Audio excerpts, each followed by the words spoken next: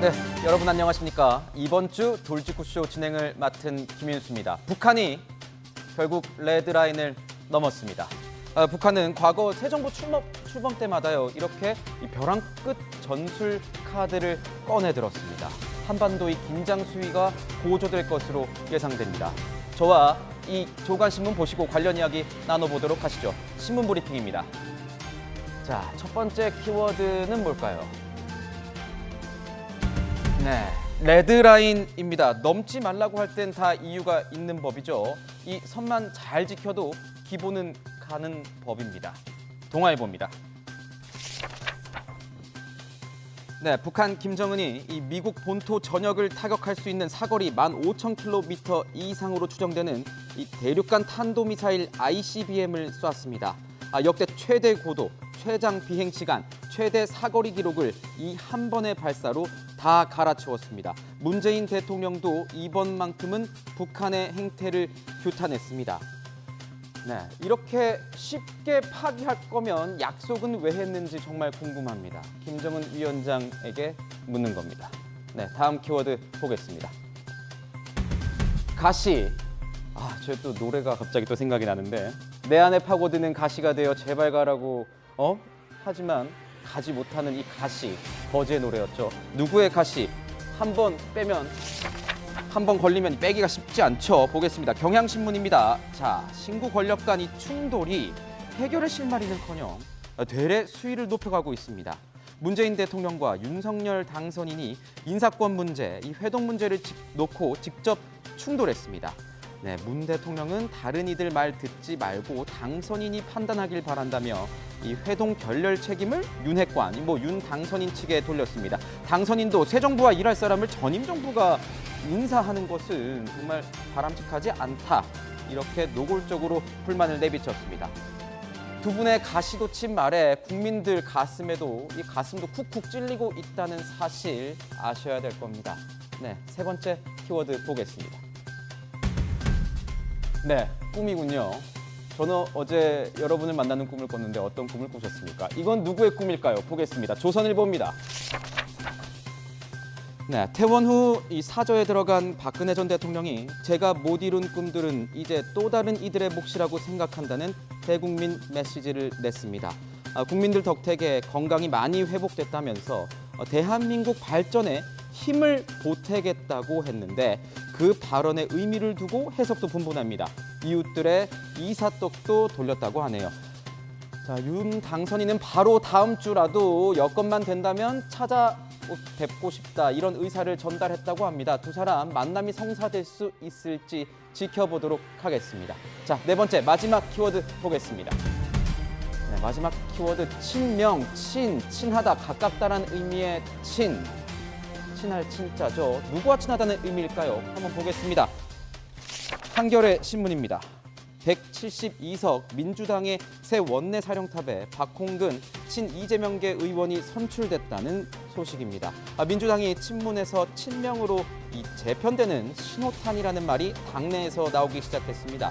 박 대표는 새 정부의 전략적 반대를 삼가하겠지만 정치 보복 시도엔 단호히 맞서겠다고 밝혔습니다. 앞으로 여소야대 이 대치 국면이 계속 이어질 겁니다. 민주당이 어떤 스탠스, 어떤 입장으로 여권과 관계를 맺어갈지 돌직구쇼와 계속 함께 하시죠. 지금까지 신문브리핑이었습니다.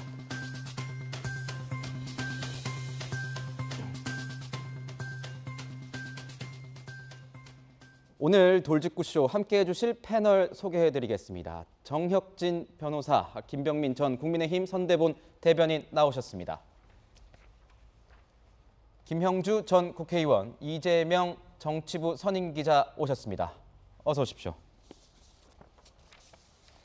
네, 북한이 어제 끝내 대륙간 탄도미사일을 쐈습니다. 그래서 오늘 첫 번째 주제는 이겁니다. 자, 괴물 화성 17형, 문재인 대통령의 평화는 산산조각이 났다. 이렇게 꼽아봤습니다. 대한민국의 정권 교체기와 이 세계적인 신냉전 대결 시기를 노린 듯한 도발입니다. 또 이 문재인 정부 지난 5년간의 한반도 평화 프로세스 위기에 처했다는 평가도 나오고 있습니다. 그 이야기 나눠보도록 하겠습니다. 자, 어제 북한이요, 이 동해상으로 발사한 ICBM 사진을 공개했습니다. 오늘 아침에 조금 전에 공개했습니다. 바로 보내드리는 사진이고요.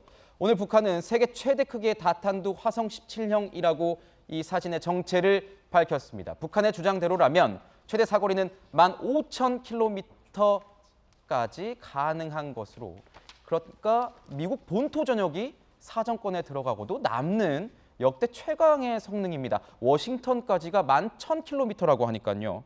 올해만 북한이 10여 차례 소나기 미사일 발사를 했다, 이런 표현들도 나오는데, 이재명 기자, 이 ICBM은 차원이 다른 수준이다, 이렇게 보니까 괴물이라고 불리는 거겠죠? 그렇죠. 지금까지의 도발과는 이제 전혀 차원이 다른 게임 체인저 같은 이제 역할을 할 수 있겠죠. 어제 북한이 시험 발사한 화성 17형은 인류가 지금까지 발사한 탄도미사일 중 가장 높이 올라갔습니다. 지금 높이가 6,248km 올라갔다고 했는데, 여태까지 인류가 쏘아 올린 탄도미사일 중에서 가장 높은 거리를 올라간 거죠. 그래서 한 비행 시간이 1시간 7분 정도, 어제 이제 국방부 발표는 1시간 10분 정도였다고 생각했는데, 오늘 발표한 이제 북한인 스스로가 67분 이상을 비행했다고 밝히고 있습니다. 만약에 이것이 지금 아까 전에 봤던 밑에 사진처럼 정상 각도로 발사되면 한 15,000km를 날아갈 수 있다. 그렇게 되면 미국의 워싱턴, 뉴욕 포함해서 동부 모든 주까지를, 그러니까 미국 전역이 사정권 안에 들어가는 거죠. 그런데 조금 전에 앵커 설명한 것처럼 만약에 핵탄두가 여러 개로 쪼개지는 다탄두 기술을 확보했다. 그러면 이 미사일 한 발로 미국 전역의 주요 도시를 한 번에 공격할 수 있다. 이런 얘기가 되는 거죠. 타격할 수 있게 되는 거죠. 그렇게 되면 정말로 지금까지와는 전혀 다른 차원의 지금 북한의 위협상이 전개됐다. 그렇게 되면 미국 입장에서는 정말 직접적인 타격을 받을 수 있는 거고, 이것은 우리가 흔히 얘기하는 레드라인을 넘어섰다. 더 이상 북한과 어떤 비핵화 협상을 통해서 북한에게 당근을 줄 수 있는 상황은 아니다. 이렇게 미국이 판단할 수 있는 그런 상황까지 갔다, 이렇게 봐야겠죠. 네. 북한이 최대 성능 ICBM을 발사하면서 이 모라토리엄 선언도 4년 만에 깨지게 됐습니다. 당시 북한은 핵실험 그리고 ICBM 시험 발사하지 않겠다, 중단하겠다, 이렇게 말했는데요. 들어보시죠.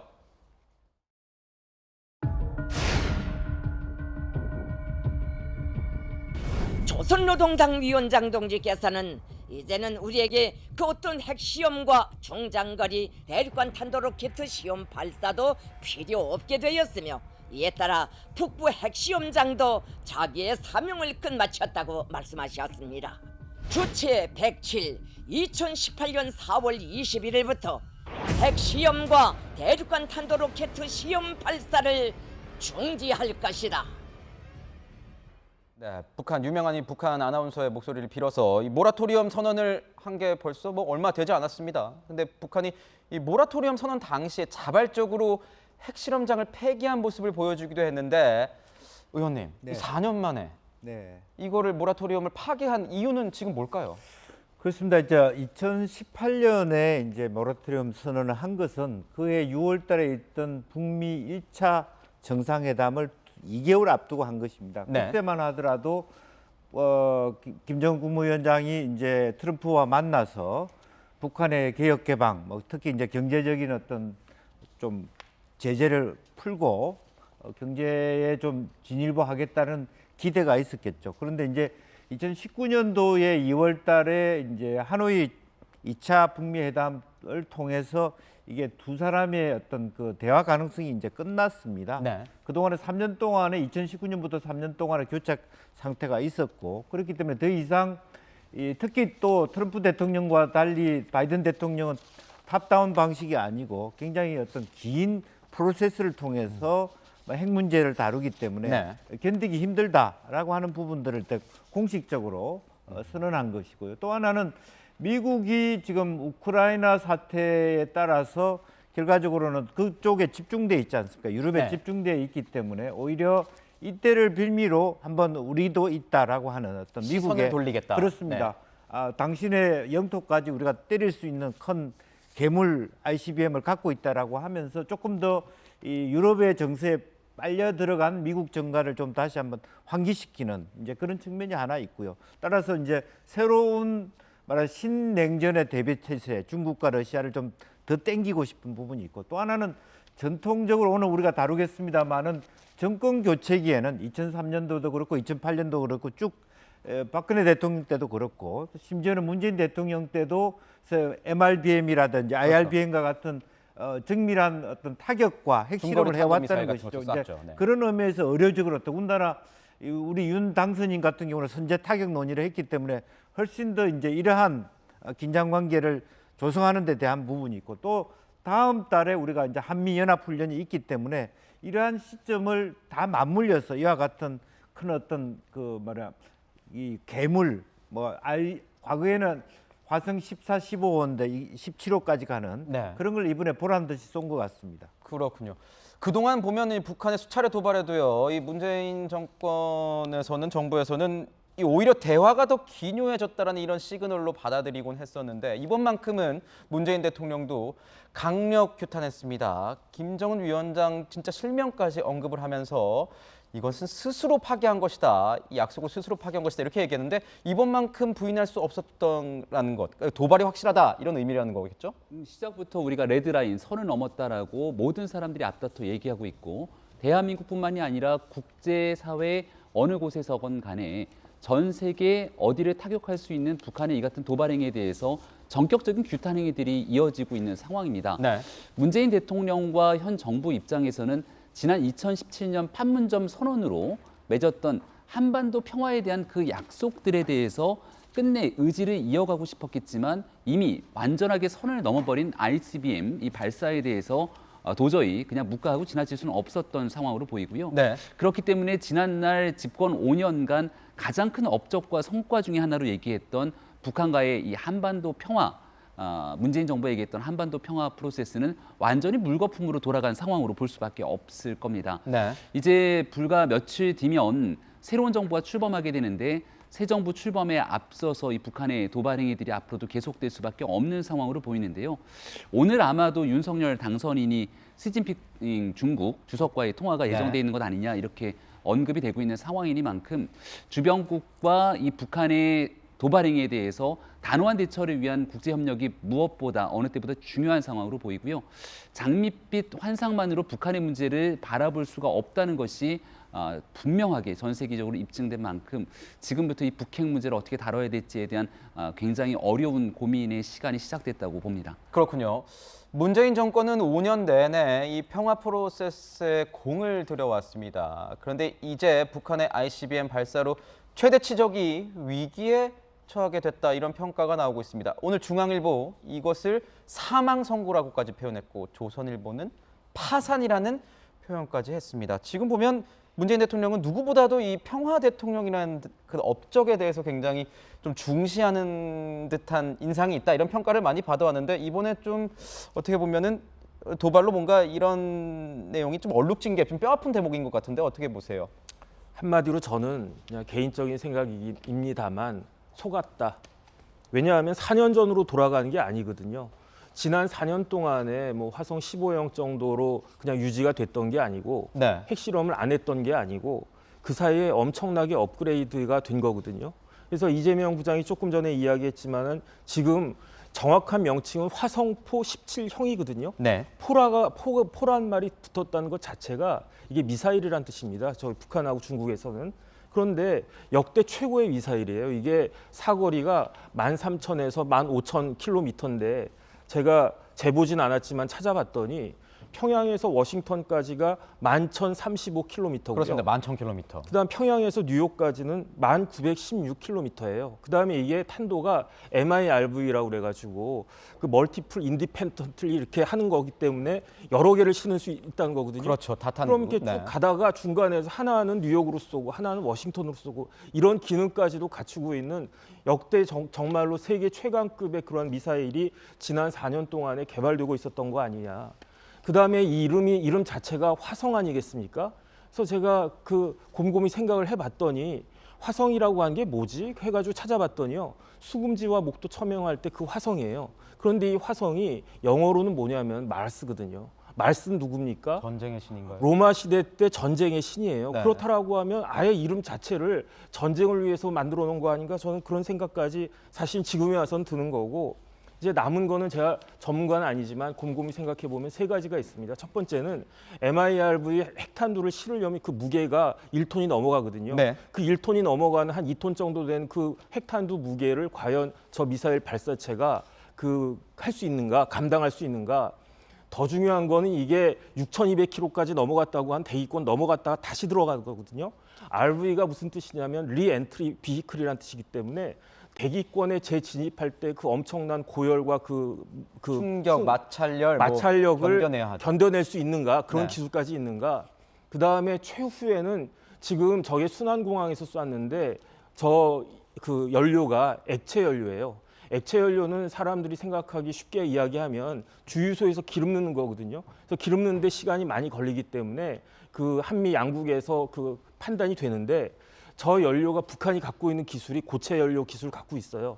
근데 과연 이 미사일의 고체 연료까지 탈착시킬 수 있는 그런 기술까지 나오게 되면 그때는 정말로 심각한 일이 벌어질 수 있지 않을까 하는 저 우려가 되면서, 지난 4년 동안 우리나라 군 당국이 과연 이런 부분들에 대해서 간과하고 있었던 것인가에 대해서 질문하고 싶습니다. 네, 변호사님께서 이제 뭐 화성부터 해서 마하스로 가는 이 전쟁과 관련된 얘기까지 이제 개인적인 분석도 담아주셨고, 지금 말씀해주신 내용은 이런 것 같습니다. 그동안 한반도 평화 프로세스를 계속 진행했지만 오히려 이것은 북한의 핵과 또 미사일을 개발할 이 시간만 벌어줬다는 이런 비판을 피하기 어려울 것 같다, 이렇게 말씀을 주신 것 같은데요. 그렇다면 북한이 왜 어제를 시점으로 정했는가, 이게 좀 궁금하거든요. 이게 혹시 그러니까 미국 바이든 대통령이 지금 미국을 비운 상태 아닙니까? 그래서 혹시 그걸 노린 건 아닌가? 아니면 뭐 다른 노림수가 또 있을까요? 어떻게 보세요? 여러 가지 해석이 가능하지만 해석을 해보면 굉장히 절묘한 시점인 건 틀림없는 거죠. 얘기한 것처럼 일단 바이든 미국 대통령이 지금 미국을 벗어나서 유럽을 좀 순방하고 있죠. 그래서 우크라이나 사태와 관련해서 유럽에 더욱더 강력한 러시아 제재 안을 끌어내려고 지금 하고 있는 상황이죠. 그리고 우크라이나 사태를 해결하기 위해서 지금 어떻게 보면 그게 지금 가장 1순위인 본인 스스로의 외교 과제일 텐데, 그런 상황에서 지금 북한이 스스로의 존재감을 드러낸 거죠. 네. 우리도 있다라는 걸 보여준 거고, 우리가 지금 개발한 ICBM을 가지고 아까 말씀한 것처럼 이 한 발을 가지고 미국의 주요 도시를 동시에 타격할 수 있다는 걸 지금 보여준 겁니다. 그렇게 따지면 이제 바이든 대통령 입장에서는 굉장히 머리가 복잡해지는 거죠. 그리고 이전부터 과연 지금의 현재 미국이 뭐 우크라이나와 뭐 북한 혹은 뭐 대만, 이렇게 여러 개의 전쟁, 여러 개의 상황들을 동시 관리할 수 있느냐, 이런 게 굉장히 큰 숙제였습니다. 근데 그런 숙제를 지금 바이든 대통령이 던진 거죠. 네. 김정은 위원장 입장에선. 그리고 또 하나가 이제 국내 상황이겠죠. 우리나라 같은 경우도 문재인 대통령과 윤석열 당선인으로 지금 정권 교체기이죠. 근데 아주 묘하게도 정권 교체기에 지금 가장 논란이 됐던 게 안보 공백 이슈였죠. 용산으로 대통령 집무실 이전할 때 안보 공백이 있느냐 없느냐, 현 정부가 과연 안보 공백을 얘기할 수 있느냐 없느냐, 여러 가지 지금 어떻게 보면 우리 대한민국 내부에서 안보를 둘러싼 논쟁이 있는 상황에서 괴물 ICBM을 발사했습니다. 결국 남남 갈등을 유발할 수 있는 또 여러 가지 요인들이 있겠죠. 네. 결국은 김정은 위원장 입장에서는 대한민국의 정권 교체기, 그리고 바이든 대통령이 지금 우크라이나 사태에 열중하고 있는 이런 두 가지 상황 속에서 어떻게 보면 본인의 몸값, 본인의 존재감을 극대화하는 나를 택했다, 뭐 이렇게 볼 수 있을 것 같습니다. 네.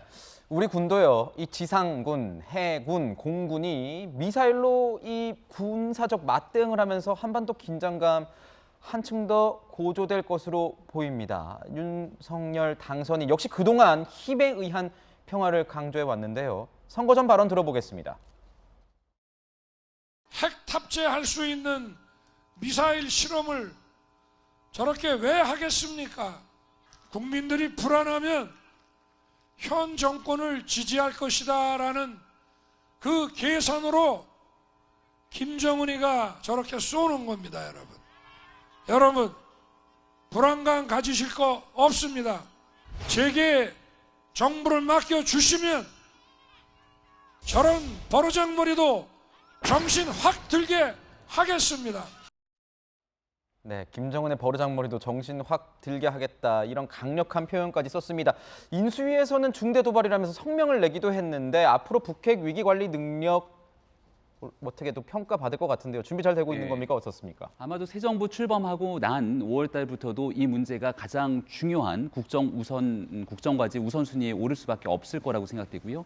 우리가 2017년도 정권이 교체됐던 상황을 지켜보더라도 그 해 가을에 이르기까지 북한의 도발이 얼마나 강력하게 진행됐던 건지를 다시 한번 좀 돌아볼 수 있을 거라고 생각합니다. 윤석열 당선인이 선거 기간 내내 얘기했던 두 가지가 있는데요. 하나는 힘에 의한 평화. 네. 그러니까 북한이 저렇게 핵 위협을 고도화시키고 있고 또 각종 미사일 발사 등을 토대로 대한민국을 위협하고 있는 상황 속에서도 여전히 평화를 언급하고 있었던 현 정권의 이 안보 태세 이런 부분들이 국민을 더 불안하게 만들고 있다 얘기를 쏟아낸 바가 있었고요. 그렇기 때문에 강력한 안보 태세를 준비하면서 북한이 도발할 수 없는 그런 힘에 의한 평화를 만들기 위한 노력들을 하겠다가 첫 번째고요. 두 번째는 원칙을 강조하는 이 외교 문제를 수차례 얘기를 한 바가 있습니다. 사실상 북한의 저 같은 도발은 대한민국을 향한 도발일 수도 있겠습니다만은 결국 북한에 대한 제재 조치에 결정권을 쥐고 있는 미국 등 국제사회를 향한 도발이라는 분석들이 훨씬 더 힘을 실을 수밖에 없는데 대한민국의 강력한 동맹국가인 미국과의 관계가 현 정부에서 상당 부분 약화된 것이 아니냐는 분석들이 있었기 때문에 이 미국과의 동맹 관계를 굳건하게 하고 국제사회와의 원칙에 기반한 협조를 토대로 이 북핵 문제 해결하기 위한 노력을 하겠다고 선언한 바가 있는데요. 네. 그렇기 때문에 앞서 얘기했던 것처럼 시진핑 주석과의 지금 당선인과의 통화는 거의 지난날 한 번도 찾아볼 수가 전례가 없었던 거죠. 상황이라는 것 아니겠습니까? 바이든 대통령이 윤석열 당선인이 당선되자마자 그날 반나절이 지나지 않아서 전화통화를 했던 일도 마찬가지라고 보는데요.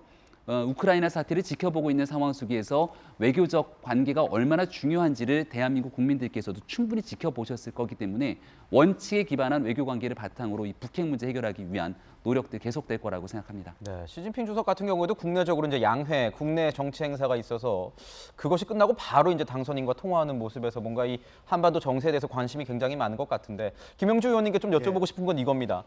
북한의 도발 패턴을 보면 지금까지 역대 정권 교체기마다 도발을 계속 강행해 왔습니다. 이번에도 당선 확정 15일 만이죠. 그럼 앞으로 취임 이후에도 도발을 할 가능성은 높을까요? 예, 지금 최근에 이제 우크라이나 외교장관이 그 94년에 했던 그 비핵화 선언을 후회한다 이런 얘기를 했기 때문에 그것이 아마 이란과 북한으로 하여금 상당히 좀 비핵화 과정에 대한 다시 한번 어떤 공포와 우려를 더 가중시킬 가능성이 있다라는 거고요. 그럼에도 불구하고 여전히 북한은 개혁 개방으로 가야 되기 때문에 이제 우크라이나 사태가 진정되면 다른 한편으로 보면 어떤 새로운 평화의 모멘텀으로 갈 수도 있다고 보여집니다. 이제 그렇지만 그때까지는 상당한 시간이 1, 2년 정도 더 걸릴 수 있기 때문에 아마 그와 같은 이러한 도발들이 끊임없이 일어날 것이라고 보고 특히 문정부 초기에도 있었지만 2019년에도 또 계속적인 실험들이 있었던 건 사실이거든요. 이제 그래서 그와 같은 텀을 통해서 말하자면 이제 특히 미국을 계속적으로 어떤 견인하는 특히 이제 쿼드라는 것이 있기 때문에 러시아와 중국이 다시 한번 북한을 통해서 자신은 할 수 없는 얘기를 하는 그런 새로운 어떤 신안보 또 신냉전적 대립 속에서 이것이 장기화될 수도 있겠다. 그런 생각을 갖게 됩니다. 네, 뭐 진짜 이제 핵 실험까지 강행하는 것 아니냐, 이런 얘기도 나오고 있는데, 그럼 문제는 지금 청와대 이전 문제를 두고 불가피할 경우에 윤석열 당선인이 현재 통이동에 있는 집무실을 취임 후에도 쓸 수 있다는 겁니다. 여기는 청와대 같은 이 지하 벙커가 없는데요. NSC 소집은 어떻게 하느냐 이런 얘기가 지금 계속 나오고 있습니다. 이런 급박한 상황에 어떻게 대처할 것이냐. 한 매체에서는 이동식 지휘소 차량을 이용할 것 같다라고 얘기를 하는데 어떤 내용인 거죠, 변호사님? 일단은 국가지휘 통신 차량이 있대요. 저도 이번에 처음 알았는데 그 안에 화상회의 시스템도 있고 국가비상지휘망도 있고 재난안전 통신망도 있고 그다음 이제 NSC를 화상으로 소집하겠다 이렇게 이야기를 하는데 이건 그야말로 잠정적이고 임시적인 것이고 이걸 청와대 벙커를 대체한다라고 하면 말이 안 되는 거죠. 그래서 만약에 지금과 같은 급박한 상황이 더 벌어지게 되면 어차피 청와대는 5월 10일 날 개방한다라고 했으니까 청와대 벙커를 쓰지는 않을 거고 그럼 결국은 국방부 벙커에서 일을 하게 될 텐데 지금 상황에서 더 중요한 건요. 제가 봤을 때는 결국은 한미 공조라고 생각이 됩니다. 훨씬 더 강력한 C4I 시스템 같은 것들을 갖고 있기 때문에 저는 그런 부분들에 좀 대비가 잘 돼야 되지 않나 싶습니다. 그렇군요. 지금 보면 이제 출범하는 차기 정부를 어떤 길들이기 하려는 뭐 이런 차원도 있고, 뭐 대치 중인 미국의 코너로 몰아서 협상 고지를 선점하려고 한다. 이런 여러 가지 북한의 뭐 이런 의도들이 계속 해석이 분분합니다. 저희가 한번 계속 지켜봐야 될 것 같습니다. 북한의 상황 지켜보도록 하겠습니다. 자, 다음 주제를 한번 보겠습니다.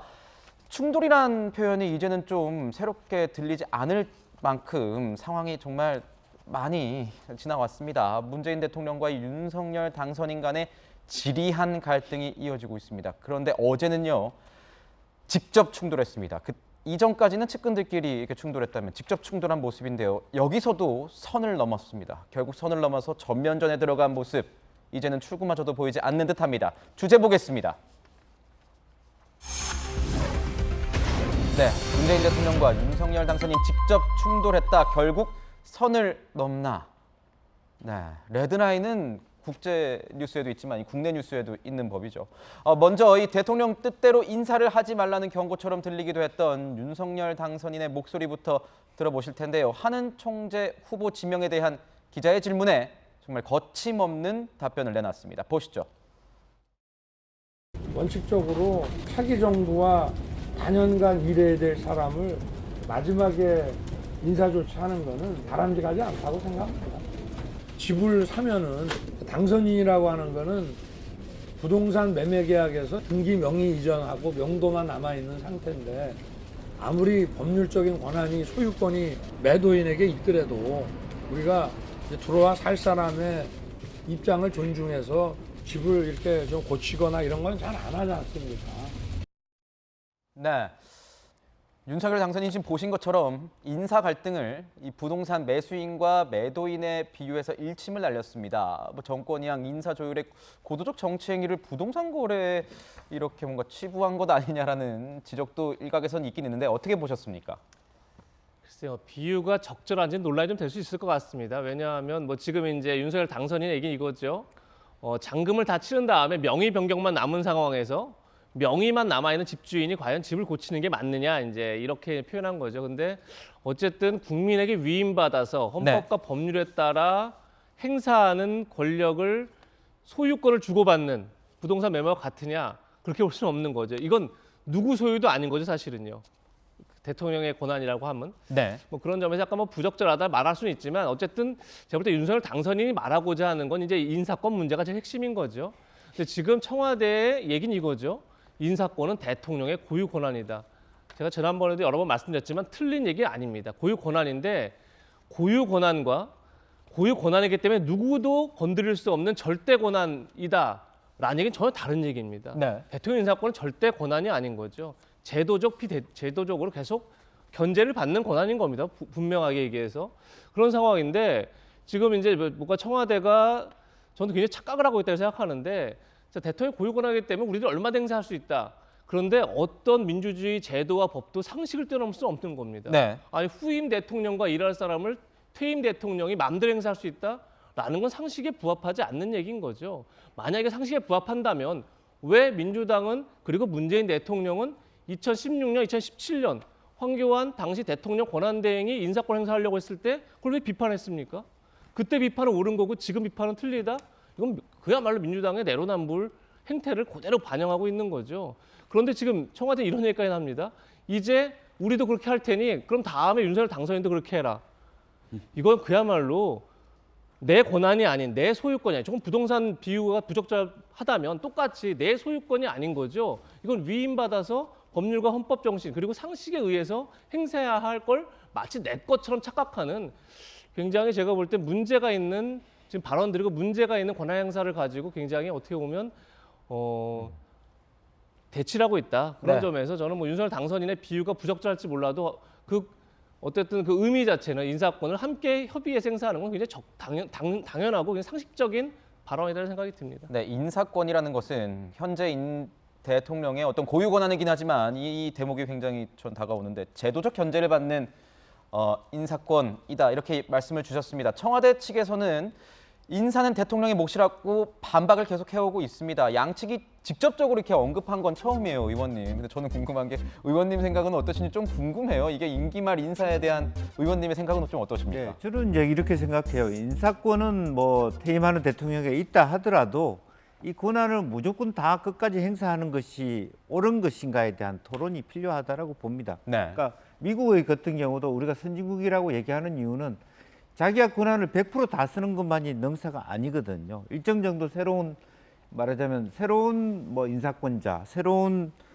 당선인이 생기면 그 인사권을 좀 자제하고 또 혹은 행사를 하더라도 비토권을 준다든지 다음 인사하실 분과의 친밀한 교감이 전제로 돼서 인사를 하는 부분인데 지금 이제 여기서 논쟁이 되는 것은 장제원 말하자면 실장과 그 이철희 정무수석 간에 일정 정도의 교감은 있었다 없었다 이거 가지고 논란을 하지 않습니까? 네. 이창용이라는 인물에 대해서 네. 또 저분이 뭐 충남 논산 출신이기도 하고 또 기본적으로 보수 쪽이고 또 이철희 수석 말에 의하면 이 이창용이라는 사람의 이름 자체가 오히려 그 문재인 대통령 쪽에서 나온 이름이 아니다 이렇게 이제 반박을 하기에 이르렀지 않습니까? 현재 한은 총재의 후보로 지명된 네네. 이창용 후보자에 대해서도 네네. 양측의 엇갈리고 그런 있죠. 정도의 의견이. 교감은 네. 있다는 얘기고 네. 또 하나는 이제 지금 이제 이주일 총재 같은 경우는 2014년에 취임했단 말이죠. 이제 전 정부에서 취임하신 분이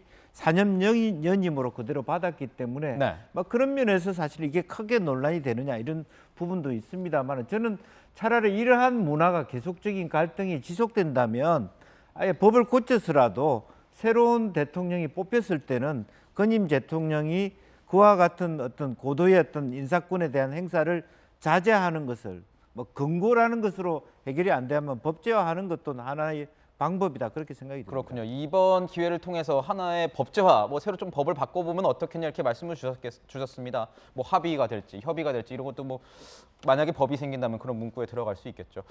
이렇게 인사 갈등이 계속 깊어지는 가운데 문재인 대통령은 회동에 대해서도 자신의 심정을 직접 밝혔습니다. 하지만 이를 두고 윤석열 당선인 측과 또 다른 2차전이 벌어졌습니다. 보겠습니다. 답답해서 한 번 더 말씀드립니다. 두 사람이 만나 인사하고 덕담 나누는데 무슨 협상이 필요합니까?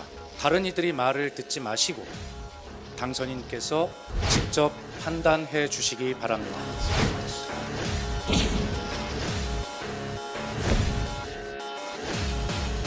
대단히 유감스럽습니다. 아울러 정부 인수인계가 원활하지 않은 상황에서 더구나 코로나19와 경제위기 대응이 기묘한 때 두 분의 만남을 덕담 나누는 자리 정도로 평가하는 것에 대해서도 쉽게 동의할 수 없습니다.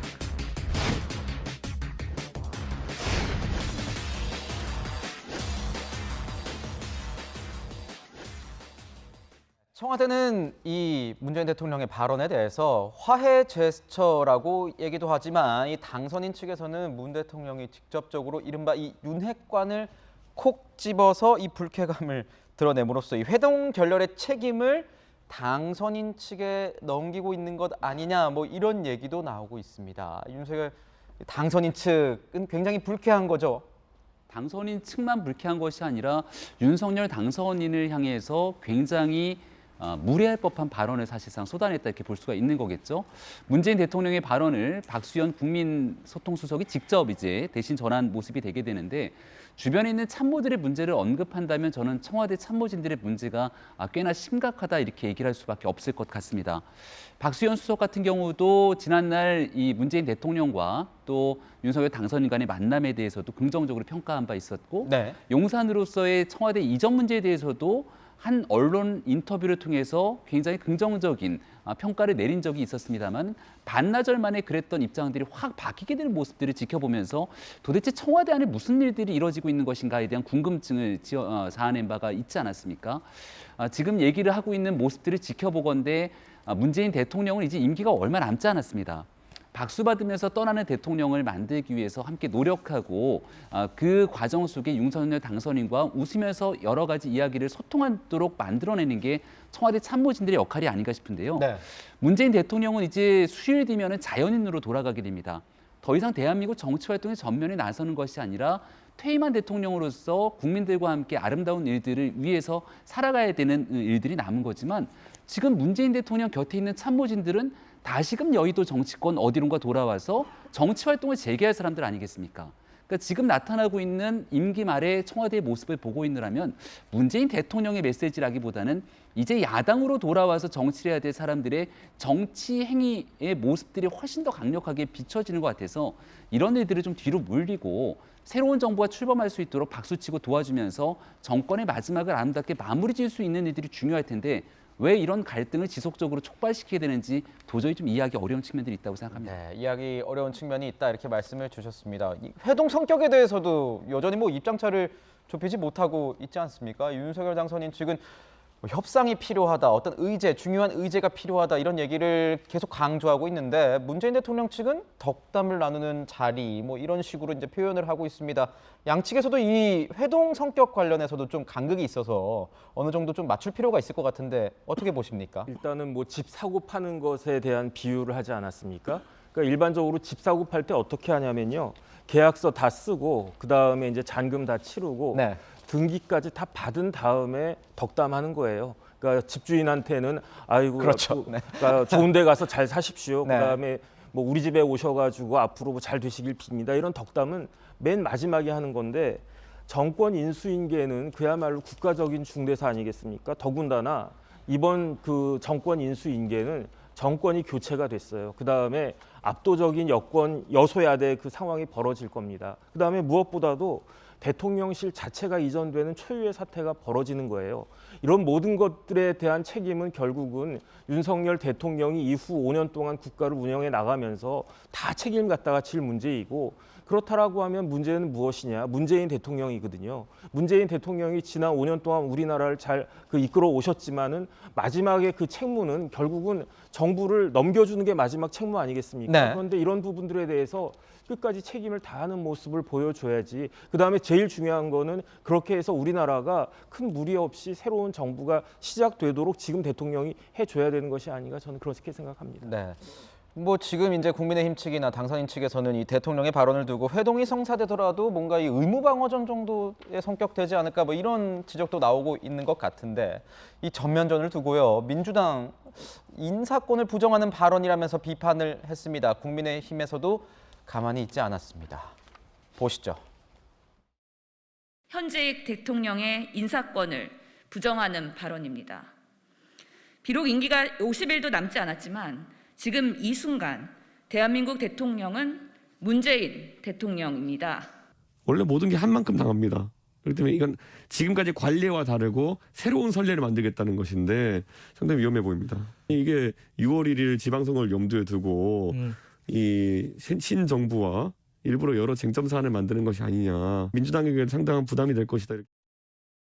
이준석 대표는 정부 여당이 지방선거 때문에 일부러 쟁점화시키려는 것 아니냐 뭐 이렇게 반문하기까지도 했는데 의원님께 좀 여쭤볼게요. 이준석 대표의 발언을 보면 이게 꼭 친구 정부 간의 갈등을 쟁점화해서 민주당이 뭔가 조직력을 결집하려는 것 같다 이렇다고 이제 평가를 하는 것 같은데 분석하는 것 같은데 의원님 보시기엔 어떻습니까?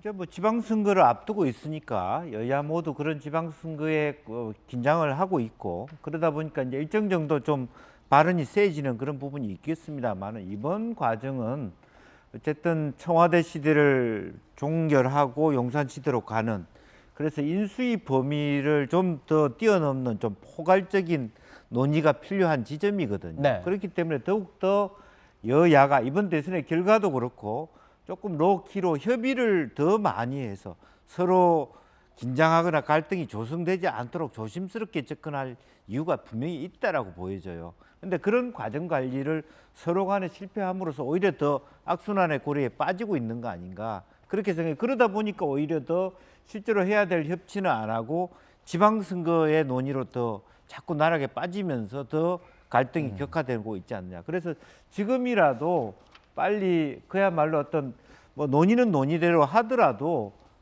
당선자와 대통령의 만남 자체가 원래는 3월 16일 날 이루어졌으면 더 좋았을 텐데 네. 빨리 무조건 만날 필요가 있다 저는 그렇게 생각이 듭니다. 빨리 만나는 게 관건이다 이렇게 말씀을 주셨습니다. 자, 한편 뭐 인수위 얘기 저희 좀 해볼까 하는데요. 법무부 업무보고 당일에요.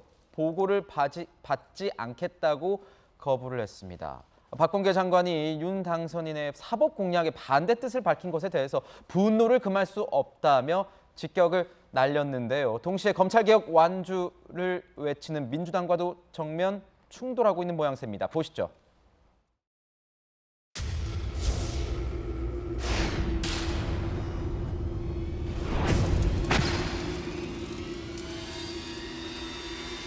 국민이 선출한 대통령 당선인의 공약에 대해서 퇴임할 장관이 부처 업무 보고를 하루 앞두고 정면으로 이를 반대하는 처사는 무례하고 이해할 수가 없습니다.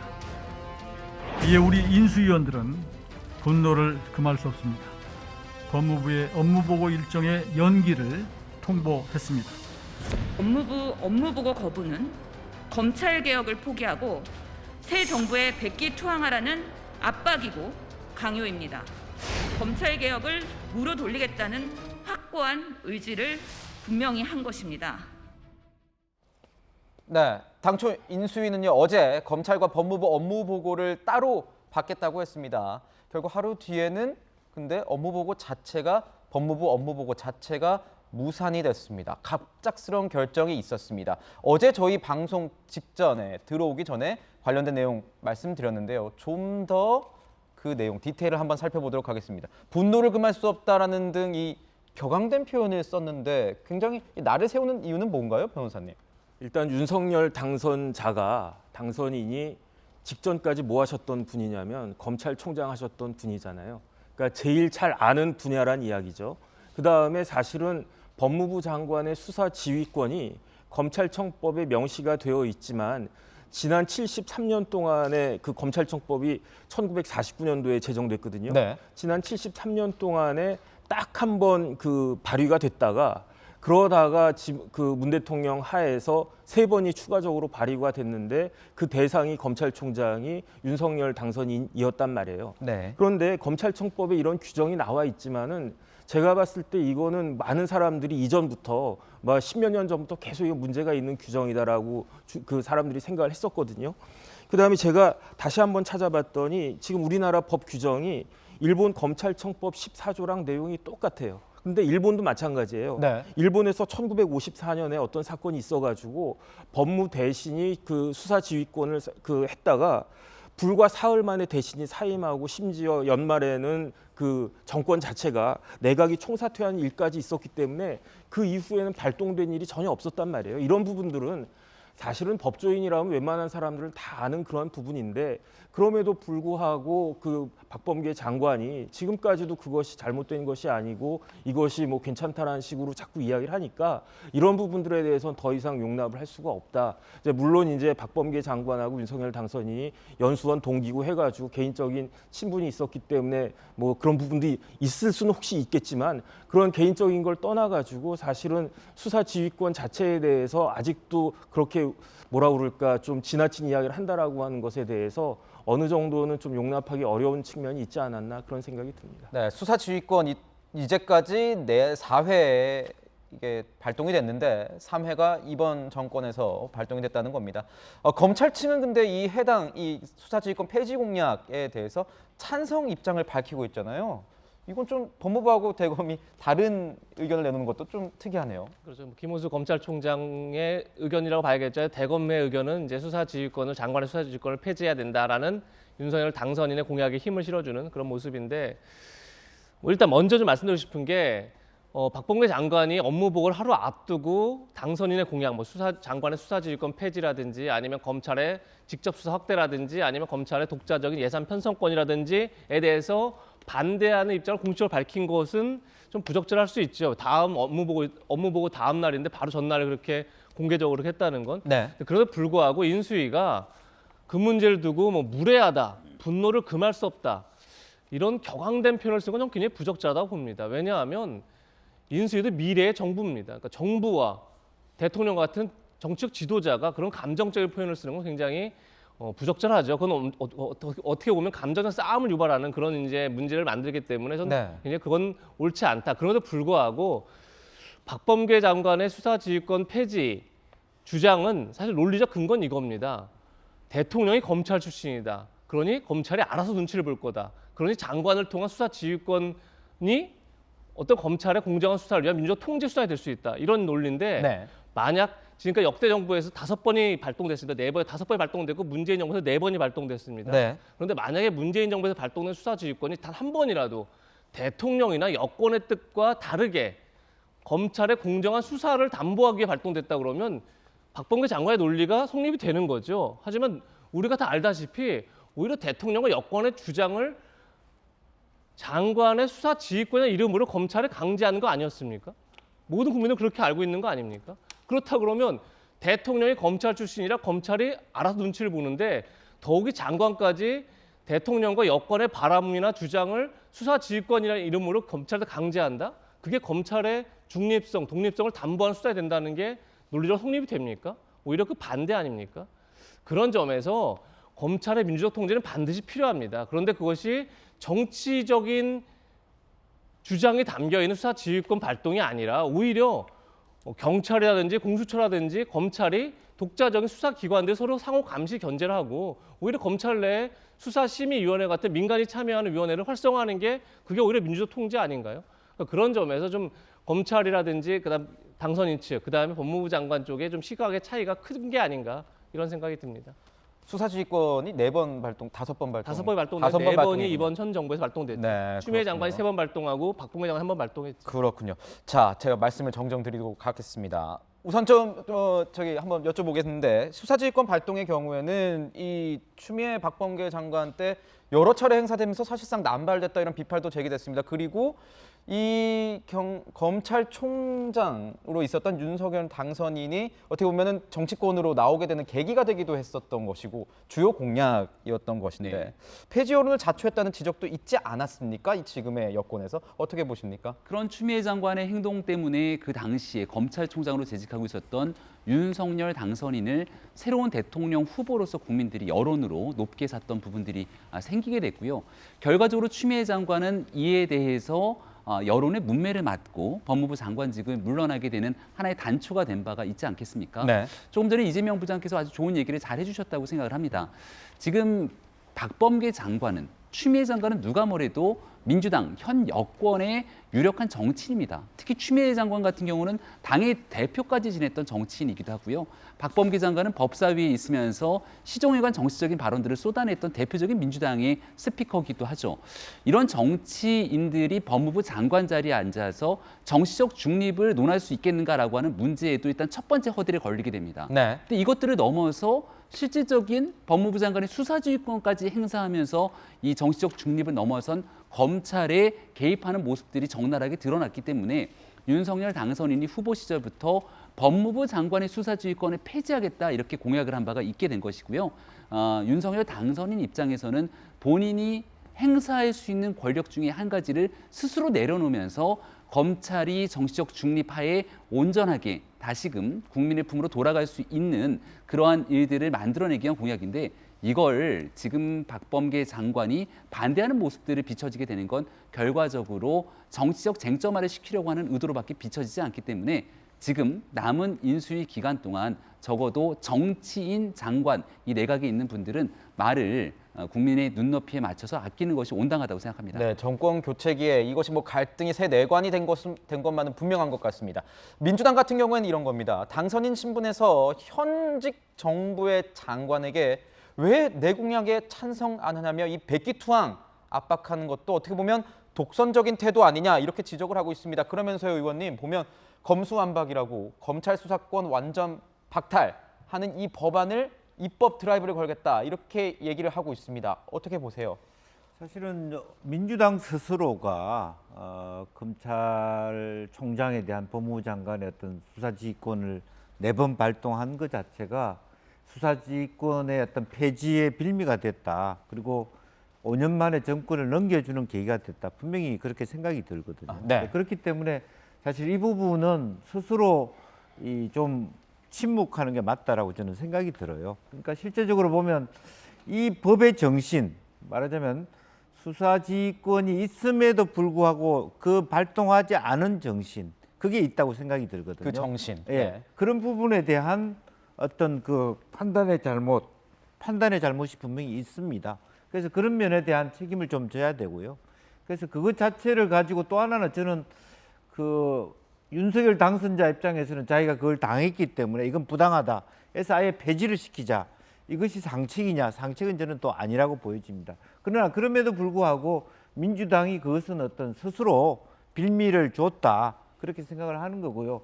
따라서 기본적으로 민주당 자체에서 이렇게 뭐 금수완박이라고 하는 것으로만 가지고 이 문제를 극복하는 것도 한계가 있지 않나 그렇게 생각이 듭니다. 네, 민주당의 대응도 어떤 면에서는 한계가 좀 있는 것 같다 이런 말씀을 주셨는데 이러한 갈등 상황 속에서 해당 공약을 직접 내걸었던 윤석열 당선인은 이 충돌에 대해서 어떤 입장을 보이고 있을지가 궁금하시죠?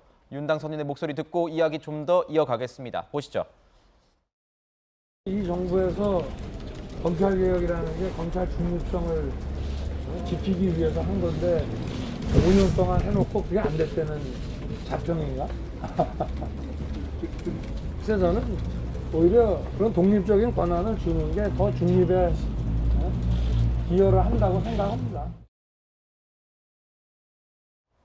네, 지금 보면은 검찰 중립성이 오히려 이루지 못했다는 이런 자평이 아니냐 이렇게 당선인 얘기를 하고 있습니다. 이렇게 비판을 한 것은 공약 이행에 대한 어떤 의지를 드러낸 것이 아니냐. 검찰총장 재직 당시 이제 추 전 장관의 수사지휘권 발동에 저항하면서 갈등이 불거졌으니 이 대선 출마 계기가 된 이 공약 나는 끝까지 밀고 나가겠다 이런 의지인 거죠? 예, 공약에 대한 부분들을 단순하게 내가 공약했기 때문에 무조건 이걸 따르라가 아니라 그만큼의 국민적 여론이 충분하게 숙성돼 있다고 판단을 합니다. 이게 단순히 법무부 장관의 수사지휘권 폐지 하나만으로 있는 것이 아니고요. 윤석열 당선인이 정치 참여 선언을 하고 나서 지난 여름에 내세웠던 공약 중에 대표 공약 하나가 바로 민정수석실에 대한 폐지입니다. 네. 누구나 대한민국의 대통령 최고 권력을 갖게 되면 그 권력을 바탕으로 무소불위의 권한을 행사하고 싶은 유혹이 생기지 않은 정신이 어디에 있겠습니까? 그렇죠. 네. 하지만 대통령이 사정기관을 장악하면서 대한민국 사법 시스템에 영향을 미치려고 하는 권력을 남용하고 행사하는 순간 대한민국 법치와 민주주의는 무너질 수밖에 없다는 것을 윤석열 당선인은 잘 알고 있을 겁니다. 그래서 민정수석실을 폐지하고 청와대의 권력을 줄이고 또 법무부 장관의 수사지휘권을 폐지하면서 검찰이 온전하게 정치적 중립을 지켜나갈 수 있게 하기 위한 시스템을 만들어내겠다는 것이기 때문에 이에 대한 국민적 동의 충분하게 숙성돼 있다고 생각하고 이를 위한 공약 달성을 위해서도 절차를 하나하나 밟아 나갈 거라고 생각합니다. 네. 이렇게 사상 초유의 업무보고 취소 상황이 벌어졌는데 이에 대해서 박범계 장관은 어떤 선택을 내릴지 굉장히 궁금하기도 합니다. 기존 입장을 뒤집을 가능성이 희박해 보인다 이렇게 얘기도 있는데 이렇게 출근길에서 기자들이 물으니 오늘은 좀 침묵하겠다 이렇게 조금 신중한 자세를 보이고 있거든요. 의원님 보시기에는 어떻습니까? 입장이 바뀔까요? 사실은 박범계 장관은 정치인입니다. 그렇기 때문에 이제 그런 의미에서 법무부 장관 또 행자부 장관의 정치인을 세우는 것에 한계가 있다는 지적을 받을 수도 있는 것이고 그럼에도 불구하고 업무 보고는 해야 되기 때문에 기본적으로 업무 보고를 하기 위해서는 뭐 예컨대 인수위하고 얘기를 해서 장관이 보고하지 않고 차관이 대신한다든지 실제적으로 법무부 자체가 갖고 있는 어떤 보고 사항에 대해서 실제적으로 충분히 보고할 수 있는 부분이고요. 또 네. 하나는 인수위 측도 법무부가 입장이 다르다 하더라도 일단은 보고는 보고대로 받고 아까도 뭐 얘기는 했습니다만은 어쨌든 보고를 받지 않는 것이 아니라 일단 스케줄을 수년시켰다고 하는 거니까 내부적으로 일정 정도의 인수위 보고는 분명히 있어야 되기 때문에 아마 보고가 들어가는데 다만 법무부 장관이 직접 보고를 하게 될지 안 하게 될지 하는 부분에 대해서는 또 내용을 일부 수정할지 안 할지에 대해서는 조금 더 조정의 여지가 있어 보입니다. 네. 지금 보면은 당선인 측에서는 이 검사의 직접 수사 범위인 6대 수사할 때도 일선의 필요에 따라서는 뭐 인지 수사도 가능할 수 있도록 허용하겠다 이런 뭐 여러 가지 검찰과 관련된 이런 공약들 인수위에서 살펴보고 있는 것 같은데요. 이 사안에 대해 이런 여러 가지 사안들에 대해서 변호사님 생각은 좀 어떠십니까? 궁금하네요. 전 조금 이상한 게 현실적으로는 입장이 바뀌어야 돼요. 왜냐하면 법무부 장관, 박범계 장관 길어야 2-3달 뒤면 물러나실 분 아니겠습니까?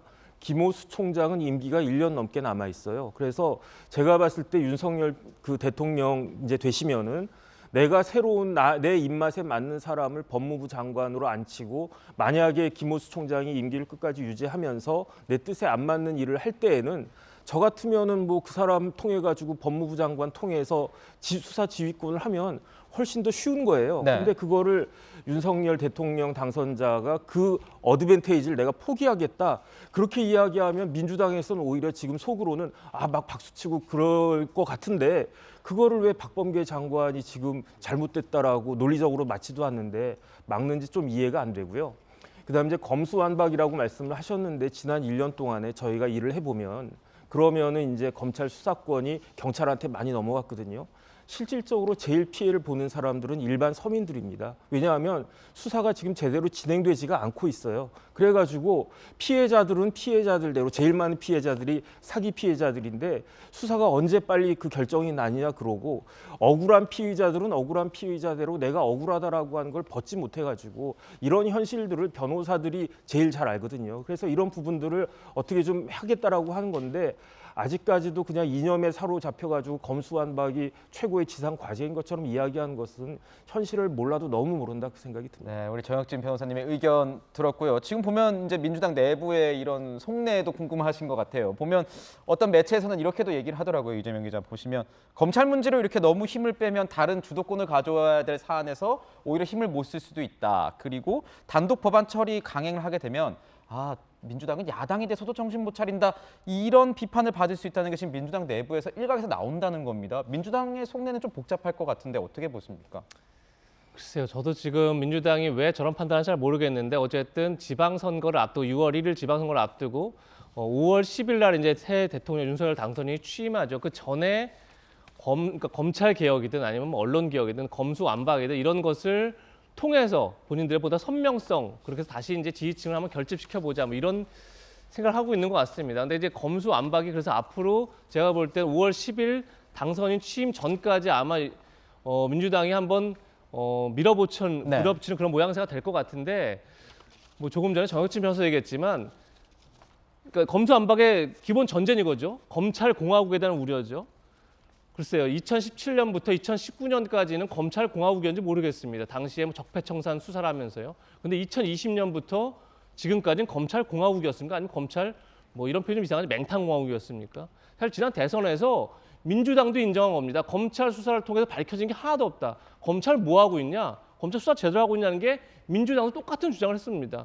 그런데 검찰 공화국이 갑자기 우려돼서 지금 검수완박을 하겠다? 과연 그게 논리적으로 성립이 되는 건가요? 그러다 보니까 국민의힘이라든지 아니면 뭐 일부 언론에서는 결국 민주당이 검수완박을 추진하는 게 본인들에 대한 수사를 막기 위해서인 거 아니냐 뭐 이렇게 이제 주장을 하는 거죠. 두 번째는 검찰을 없애서 중대수사청을 만들겠다는 겁니다. 다시 해서 또 다른 검찰을 만들어서 지금 검찰을 없애겠다는 겁니다.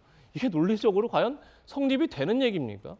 그러니까 굉장히 제가 볼 땐 무리한 이걸 지금 추진하고 있는 건데 뭐 그것이 이제 뭐 그야말로 진짜 검찰 개혁을 위해서 반드시 필요하다고 진짜 믿는 건지 아니면 6월 1일 지방선거를 위한 건지 알 수는 없지만 뭐 정말 172석의 민주당이 하겠다고 할 수 있는 거죠. 그런데 그거에 대한 책임도 선거를 통해서 져야 한다. 그 사이에 어떤 선택을 할지 저희도 뭐 봐야겠죠. 네. 법무부 이 업무보고 취소 사태, 신구 권력의 충돌이 뭐 정부 이양 작업기에서 실질적으로 이렇게 차질을 빚었다는 점에서 어떻게 보면 그 파장이 적지 않을 것으로 보입니다. 앞으로 이 인수위 상황, 법무부 상황 좀 더 지켜보도록 하겠습니다. 저희는 다음 이슈로 한번 넘어가 볼까 합니다. 다음 이슈는 박근혜 전 대통령과 관련된 내용입니다. 자, 박근혜 전 대통령, 저희는 이렇게 주제를 뽑아봤습니다. 이루지 못한 꿈, 박근혜 전 대통령이 보탤 작은 힘. 박근혜 전 대통령이 어제 정치적 고향이죠. 이 대구 달성에 입성했습니다. 직접적인 정치적 메시지를 내놓지는 않았습니다. 탄탄한 정치적 입지를 가진 만큼 정치권은 그 입의 촉각을 곤두세우고는 있습니다. 어제 행보를 저희가 좀 소개를 해드리겠습니다. 보고 오시죠. 네네네.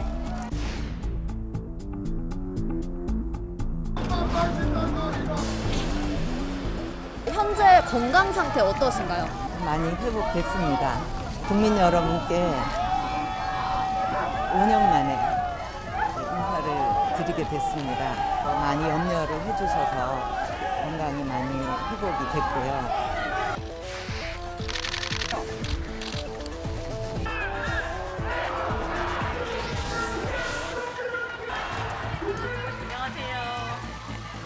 제가 많이 부족했고 또 실망을 드렸음에도 이렇게 많은 분들이 오셔서 따뜻하게 저를 맞아주셔서 너무나 감사합니다. 제가 달성에 오면 편안한 여생을 보낼 수 있도록 돌봐드리겠다는 내용의 언론 기사를 보고 깊은 감동을 받았고 제가 참 행복한 사람이구나 이런 생각을 했습니다. 이루지 못한 많은 꿈들이 있습니다.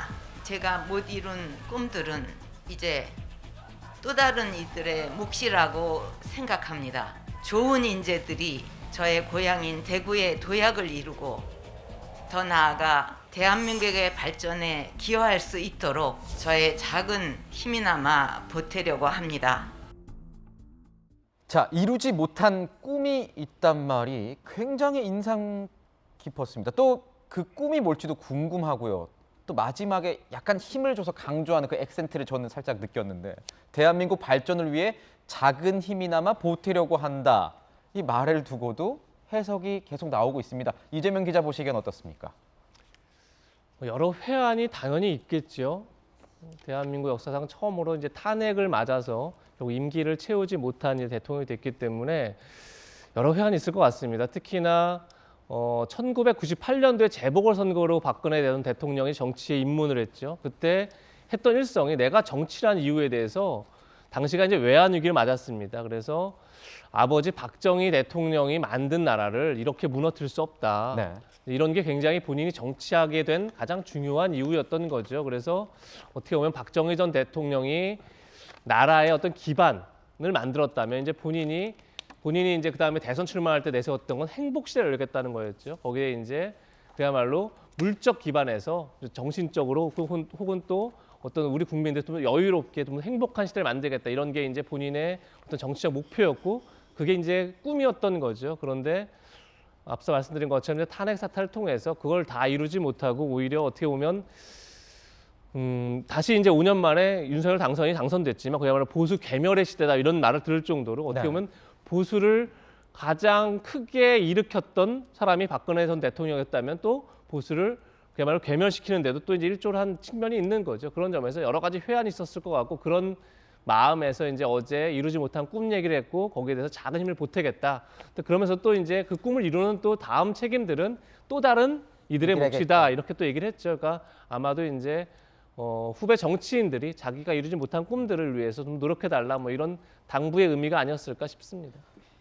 퇴원하더니 병원 앞에 보면은 지지자들의 함성 굉장히 많이 들렸습니다. 또 이 최근 모습을 드러내지 않았던 친박계 인사들도 뭐 총출동했습니다. 이들이 뭐 박 전 대통령의 정치적 명예 회복을 위해서 나서겠다 뭐 이렇게 얘기를 밝히고 있는데 어떤 세력화를 의미하는 걸까요? 어떻게 보십니까? 그런 것보다는 박근혜 정부에서 함께 몸을 담았던 정치적 동지들 아니겠습니까? 한 5년 정도 박근혜 전 대통령이 외부와 완전하게 차단이 돼 있었던 상태이기 때문에 박 전 대통령이 퇴원하고 나오는 순간을 맞이하기 위해서 저 자리에 모이는 건 매우 당연하고 자연스러운 일이라고 생각합니다. 또 어려웠던 시기를 함께 겪었던 인물들도 눈에 띄는 게 최경환 전 장관을 비롯해서 조윤선 전 장관 등 함께 지난 2017년 재판을 받기도 했던 인물들이기 때문에 여러 가지 생각들이 같이 교차했을 거라고 보고요. 뭐 여러 정치인들이 함께 나와서 모습을 보이기도 했습니다마는 과거에 몸을 담았던 인사들이 흔히 말한 친박계 정치인들로 다시 세력화를 하기 위해서 모였다고 저는 판단하거나 생각하고 싶지는 않습니다. 모셨던 전직 대통령이 굉장히 어려웠던 시기를 지내고 나왔던 일에 대해서 모습을 드러내고 여기에 대해서 앞으로 건강하게 생활할 수 있도록 마음을 보태기 위한 자리가 아니었을까 생각을 하고요. 박근혜 전 대통령도 본인과 함께 정치를 했던 특정 인사들에 대한 새로운 정치의 미래를 언급한 것이 아니라 본인이 못다 이뤘던 꿈, 대한민국이라고 하는 우리 국가 전체가 한 걸음 더 도약할 수 있도록 하기 위해서 보다 좋은 사람들이 앞으로 더 쭉쭉 뻗어나갈 수 있도록 무언가 모종의 뒤에서 든든한 버팀목 역할을 하는 정도의 메시지를 낸 것은 아닌가 이렇게 생각합니다. 네. 박 전 대통령은 달성군 사저 입주와 함께 달성에 대한 무한 애정을 드러내기도 했습니다. 들어보겠습니다. 24년 전인 1998년 낯선 이곳 달성에 왔을 때 처음부터 저를 따뜻하게 안아주고 보듬어 주신 분들이 바로 이곳의 여러분들입니다. 저도 이곳 달성군에서 많은 곳을 구석구석 다녔습니다.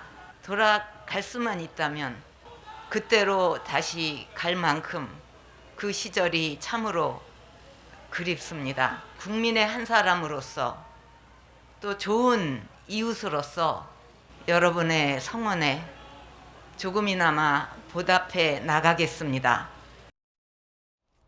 네, 또 주민들한테 보니까 이 179가구 정도 되는 것 같은데 이사떡을 돌렸다고 합니다. 저희가 그 사진을 좀 준비했는데 10여 적의 떡들이 이제 포장돼 있는 모습인데 요즘 이사떡 보기가 힘든데 오랜만에 보는 사진이어가지고요. 박 전 대통령이 미리 서울에서 준비를 해왔다고 지금 알려져 있습니다. 여러 가지 이제 10여 종류의 이제 떡들이 포장이 돼 있는데 이 달성 이웃들한테 이제 고마움과 함께 이 정계 입문 당시를 떠올리면서 달성에 처음 갔을 때 그때로 돌아가고 싶다 이렇게 소회를 밝히기도 했습니다. 저는 대변인님께 다시 한번 여쭤보고 싶은 게 지금 대구라는 의미가 있지 않습니까? 또 네. TK 지역은 어떤 이 보수의 어떤 이런 핵심 뭐 이런 지역으로도 텃밭으로도 불리기도 하고 거기에서의 이렇게 자리를 잡게 되면은 아무래도 이 현실 정치에 뭔가 좀 더 영향력을 끼칠 가능성은 아예 없다고 보기는 힘들 것 같은데요. 현실 정치에 직접 나서진 않겠지만 박근혜 전 대통령을 찾아오는 많은 정치인들이 다녀갈 수밖에 없는 곳으로 이제 상징적인 의미를 매길 수 있을 거라고 생각합니다. 물론 탄핵을 통해서 지난 역사에 굉장히 어려웠던 시기를 겪었지만 또 문재인 대통령이 얼마 전에 단행했던 사면을 통해서 지난날에 있었던 일들이 정치적으로 또 복권되게 되는 상황들까지 나타나게 된 것 아니겠습니까? 네. 전직 대통령에 대한 공과에 대해서 공이 함께 평가할 수밖에 없는 일이라고 생각을 하고요. 이제 조금 뒤에 한 50여일 정도가 지나게 되면 문재인 대통령도 임기를 마치고 양산이 사저로 내려가지 않습니까?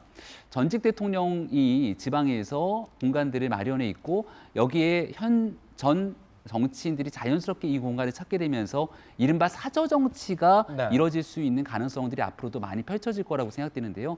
특히 박근혜 전 대통령을 둘러싸고는 정치인들이 박 전 대통령을 흔히 말해서 박 전 대통령과 함께하는 듯한 뉘앙스를 주면서 얘기를 하지만 그게 또 박근혜 전 대통령의 뜻과는 다르다 이렇게 평가하는 일들도 상당히 많기 때문에 이제는 박 전 대통령이 한 5년 정도 말을 할 수 없었던 상태 속에서 이른바 박근혜 전 대통령과 함께하는 듯한 메시지를 냈던 정치인들 그걸 이제 일방적으로 듣는 것이 아니라 무언가 직접적으로 소통하면서 같이 지난날 하지 못했던 얘기들을 또 쏟아내게 되는 일들도 있을 거라 생각하고요. 네. 또 박근혜 전 대통령과 정치적으로 관계가 멀리 떨어져 있거나 좋지 않았던 인사들까지도 함께 찾으면서 국민 통합의 정신을 말 그대로 구현할 수 있는 그런 공간으로서의 상징적인 의미도 함께 찾았으면 좋겠다는 생각입니다. 보면 그렇습니다. 예전에도 저도 어릴 때인 것 같은데 김영삼 전 대통령 사저 직접 가서 이제 정치인들이 만나고 나오면 기자들이 달려들어서 무슨 얘기 나누셨습니까 하기도 하고 직접 안에 들어가서 이렇게 큰 절 올리는 사진들 이런 영상들도 저는 본 것 같은데요.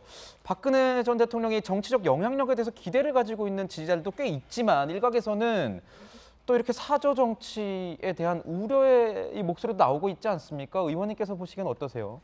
그래서 이제 윤석열 당선자께서 이제 뭐 박근혜 전 대통령이 이제 대구에 내려오셨으니까 아마 다음 주부터는 지방을 내려가시면서 물론 이제 건강을 먼저 살피시겠습니다만은 다음 주든 그 다음 주든 박근혜 전 대통령과의 면담이 이루어질 것으로 예상되고 있습니다. 이제 그런 측면에서 이제 윤 당선자 측근에 거의 친이계들이 다 집중돼 있는 부분, 네. 대체로 이제 안보 라인도 그렇고 상당히 많은 그런 측면에서 그 친박계들이 조금 피해 의식을 가질 수도 있는 부분이 있고요. 아하, 또 네. 공동정부라는 차원에서 봤을 때 너무 인수위가 소위 친이계와 안철수계 이렇게만 구성되어 있다라는 당내 불만도 있을 수 있겠습니다. 그래서 전적으로 뭐 우리 김병민 위원장 말씀하신 대로 뭐 사저 정치를 대대적으로 할 수 있는 상황도 아니고 그런 의지도 없어 보입니다만은 일단 당내에서의 어떤 세력 균형 차원에서 박근혜 대통령이 아무래도 윤석열 당선자로 봐서는 본이든 본이 아니든 간에 미안함과 어떤 좀 그런 부분이 껄끄러움이 좀 남아 있지 않겠습니까? 네. 이제 그런 측면에서 박근혜 전 대통령이 이런 제안을 했을 때 거부하기 어려운 부분이 있겠죠. 이제 그런 측면에서 앞으로 부분적으로는 새로운 정부의 인사에도 몇 마디 거둘 수 있는 지분을 갖고 있지 않느냐. 이제 그런 측면에서 아마 상당히 많은 과거에 박근혜 대통령을 근거리에서 모였던 네. 또 당장은 또 유영하 변호사부터 해가지고 일정 정도의 어떤 그와 같은 통로를 통한 윤 정부 새로운 정부에서의 진입이 또 점차질 수도 있겠다 그렇게 보여집니다. 그렇군요. 지금 보면 어제 국민을 향한 이 명시적인 사과 메시지가 없었다 이런 보도도 있었습니다. 지난 과오를 인정하는 어떤 통과 의례라고 할까요? 통과 의례는 꼭 필요하다 이런 지적도 있는데 변호사님 보시기엔 어떻습니까? 박근혜 전 대통령이 징역 22년을 받았어요. 주요 혐의가 뇌물 직권남용 강요인데 관련해가지고 18개 혐의 중에 16개가 유죄가 나왔거든요. 거기에다가 이제 공직선거법 위반 2년 포함해가지고 22년이 나왔는데 그런데 사실은 그 형사 재판에 있어서 박근혜 전 대통령이 적극적으로 대응하지는 않았던 것 같아요. 그다음 뭐 항소하고 상고할 때도 실질적으로 대응을 하지 않았던 것 같고 네. 그 이야기는 뭐냐면은 이제 본인이 탄핵도 받았고 그랬기 때문에 본인 생각으로는 이 재판이 사법적이라기보다는 정치적 성격이 강하다. 일단 그런 생각을 해서 지금까지도 그 부분에 대해서는 입을 그냥 여시지 않는 것 같다라는 그런 생각은 드는데 그렇기 때문에 물론 이제 그런 식으로 국가에 무리를 끼쳤고 또 뭐 최소원 씨 사건이나 이런 걸 봤을 때는 제 개인적인 생각으로는 이런 부분들에 대해서 최소한 유감의 표명이라도 하는 게 맞지 않나 하는 그런 생각은 드는데 좀 전에 말씀드린 것처럼 제가 추측하기로는 그 지난번 탄핵은 몰라도 형사 재판은 좀 억울한 게 있다라고 본인이 생각하시지 않나 그런 생각이 들어서 어떤 입장을 그 앞으로 나타낼지는 의문이다. 저는 그렇게 생각이 됩니다. 네, 어떤 입장을 보일지는 좀 더 지켜봐야 될 것 같다. 이런 변호사님의 말씀을 들었습니다. 저희가 사진을 좀 준비를 했는데요. 사진을 보면서 이야기를 좀 더 나눠볼까요? 박근혜 전 대통령이 입은 이 남색 코트와 관련된 사진입니다. 저희가 영상을 준비했는데 눈길이 좀 같습니다. 어딘가 모르게 익숙하다 했는데 2017년 이게 국정농단 굉장히 이 사태가 불거졌을 때 검찰 이 출석 당시에도 같은 코트를 입었습니다. 근데 임기 당시에도 뭐 같은 디자인의 옷을 좀 입었다고 해서 제가 찾아보니까 이렇게 영상이 나오더라고요. 저도 굉장히 눈에 많이 익더라고요. 2015년 유엔 총회 참석차 이 프랑스 출국했던 것이 첫 번째 화면이고 이 오른쪽에 있는 화면이 두 번째 이 2016년 카자흐스탄 대통령 방한 당시에 이 환영장에서 찍힌 모습입니다. 임기 중 뭐 공식 행사는 물론 뭐 검찰 출두할 중요한 시점마다 비슷한 디자인의 코트 착용한다. 뭐 정치인들한테는 사실 그런 얘기도 있지 않습니까? 딱 어느 중요한 자리 갈 때 난 이런 넥타이만 매, 나는 이런 옷만 입어. 약간 본인의 갑옷처럼 생각하는 경우가 있는데 이번 경우에 혹시 그런 의미를 부여할 수도 있을까요? 어떻게 보세요? 글쎄요, 워낙 박근혜 전 대통령이 애정했던 옷이 아닐까 싶습니다.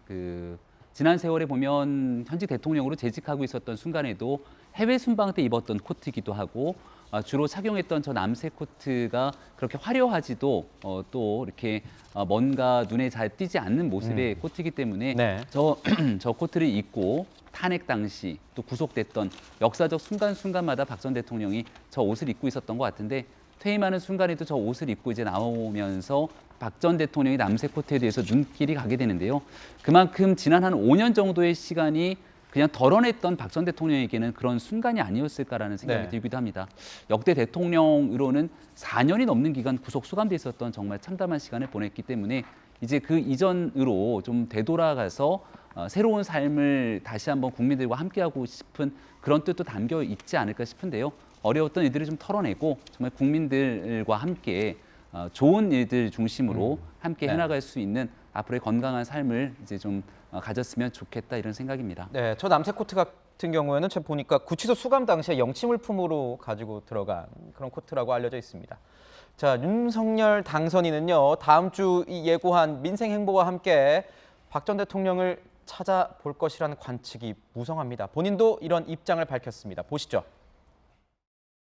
제가 아무리 뭐 공직자로서 제 직분에 의한 일이었다 하더라도 정치적으로 또 정서적으로는 대단히 그 미안한 그런 마음을 건강이 이렇게 회복돼서 이제 사저로 가시게 돼서 아주 참 다행이고 저도 한 내주부터 지방을 좀 가볼까 하는데 건강이 어떠신지 좀 살펴가지고 괜찮으시다면은 한번 찾아뵈려고 생각합니다. 취임식 초청도 원래 전직 대통령 다 오시게 돼 있잖아요. 당연히 취임식에 박 전 대통령 당연히 초청한다 이렇게 말했습니다. 박 전 대통령의 퇴원을 기다리면서 이 대구 경북 방문을 미뤄왔다. 그래서 축하난을 보내기도 했습니다. 윤 당선인이요. 빠른 시일 내에 두 사람 만남 성사될 것으로 보이는데요, 의원님.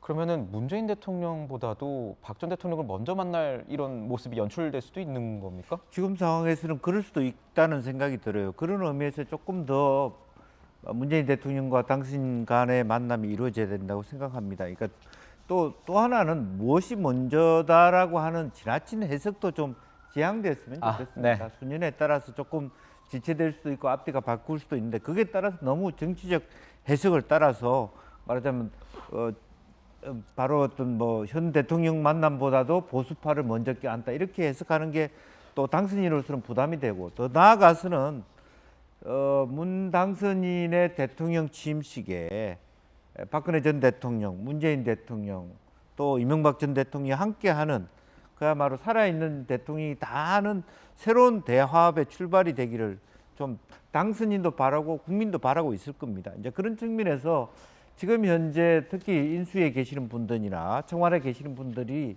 빠른 시간 내에 대통령과 당선인의 만남을 주선하고 또 실제적으로 필요하다면 그 이후에 이명박 전 대통령이 지금으로는 그렇게 쉽어 보이지는 않습니다만 네. 그래도 그런 부분까지도 한번 같이 논의할 수 있는 분위기를 만들어가는 게 필요하다 그렇게 보여집니다. 네, 아마도 이렇게 관심이 일거수일투족 관심이 쏠리는 건 어제도 보셨겠지만 사저 앞에 5천 명이 이렇게 몰리면서 정치적 영향력을 어느 정도 확인을 했기 때문이 아닐까 싶습니다. 뭐 아직도 박근혜 전 대통령이 이런 정치적 발언 세게 안 하고 있는 이유는 이 윤 당선인과의 어떤 관계 설정에 대해서 아직 제대로 확실한 방향을 못 정한 것 아니냐 뭐 이런 분석도 나오고 있는데요. 어떻게 될지 좀 지켜봐야 될 것 같고요. 어제 진짜 작은 소동이 하나 있었습니다. 뭐 작은 소동이라고 하기엔 좀 위협적이었죠. 박 전 대통령이 대구 사저에 도착한 후에 인사말을 하는 도중이었는데 소주병이 날아왔습니다. 다행히 소주병 안에는 소주가 들어 있었습니다. 들어보시죠. 마음의 고향인 달성으로 돌아갈 날을 생각하며 잠깐만.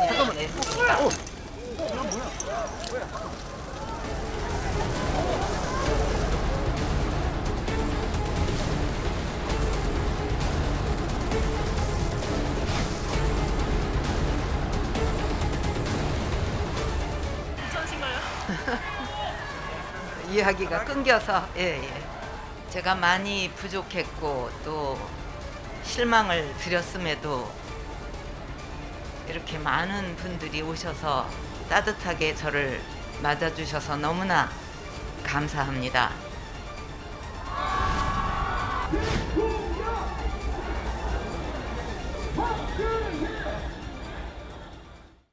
네, 박근혜 전 대통령 뭐 이렇게 담담하게 이야기를 이어갔습니다. 경호원들이 정말 그 모습이 굉장히 눈에 띄어서 저도 어제 약간 소름이 돋기도 했는데요. 앞으로 이 박근혜 전 대통령과 윤석열 당선인 그리고 문재인 대통령 어떤 관계를 맺어갈지도 계속 지켜보도록 하겠습니다. 자, 이번에는 뜨거운 소식들만 모은 핫투 시간입니다. 오늘의 첫 번째 핫투 공개하겠습니다. 자, 첫 인물은 누군가요? 172석 거대 야당을 이끌어갈 민주당 원내사령탑으로 선출된 박홍근 의원입니다. 박 원내대표 취임 첫 일성 강한 야당 강조했습니다. 들어보시죠. 당의 쇄신과 변화를 위해서 헌신하라는 명령으로 받들겠습니다. 개혁과 민생을 야무지게 책임지는 강한 야당 반드시 만들어서 국민의 기대에 부응하겠습니다. 네, 친명 지지자들이 이 당선시키기 위해서 팩스 폭탄을 보내기도 했던 이 박홍근 의원의 당선으로 이재명계가 당내 주도권을 잡게 됐다. 주류에서 친문이 밀려나는 것 아니냐 이런 얘기도 나오는데 당내는 그런 거 맞습니까? 사실은 뭐 그런 부분보다는 마지막에 가서는 박홍근 두 분의 투표로 이뤘는데 박강원 법사위원장이었기 때문에 민주당 의원들이 실제로 법사위를 지금 그 야당에 주는 것에 대한 심리적인 부담. 매우 컸던 것 같고요. 또 따라서 그래서 어떤 특정한 계파, 즉 말하자면 이낙연계와 이재명계의 격돌이다, 친문의 몰락이다 이렇게 해석하기는 좀 어려운 것 같습니다. 어쨌든 박홍근 의원은 실제로 뭐 강한 야당을 얘기했지만 강경한 야당이나 무조건 어떤 독자적인 어떤 뭐 무소불위의 야당을 얘기한 건 아니기 때문에 앞으로 상당히 어떤 유연하게 협조할 것은 협조하고 비판할 건 비판하는 뭐 그런 기조를 갖지 않을까 그렇게 생각이 됩니다. 지금 보면 추경, 여가부 폐지 관련 법, 뭐 대장동 특검 그리고 뭐 국무위원들의 이런 인사청문회도 있습니다. 국민의힘과 굉장히 대립이 예상이 되는데 박홍근 원내대표가 어떤 전략을 가지고 갈지도 굉장히 관심이 갑니다. 좀 더 살펴보도록 하고요. 다음 저희가 핫투 인물 한번 살펴볼까요? 어떤 인물인지 궁금하네요. 자, 손흥민입니다. 손흥민 선수 나오면 굉장히 기분 좋죠. 축구대표팀 벤투호가요 11년 만에 이 이란의 승리를 거두고 월드컵 최종 예선 조 1위에 올랐습니다. 이재명 기자께 여쭤보겠습니다. 전반에는 좀 이게 수비 실수로 한 차례 위기에 처했다가 손흥민 선수의 한 방 이게 터졌는데 어제 경기 뭐 어떠셨습니까?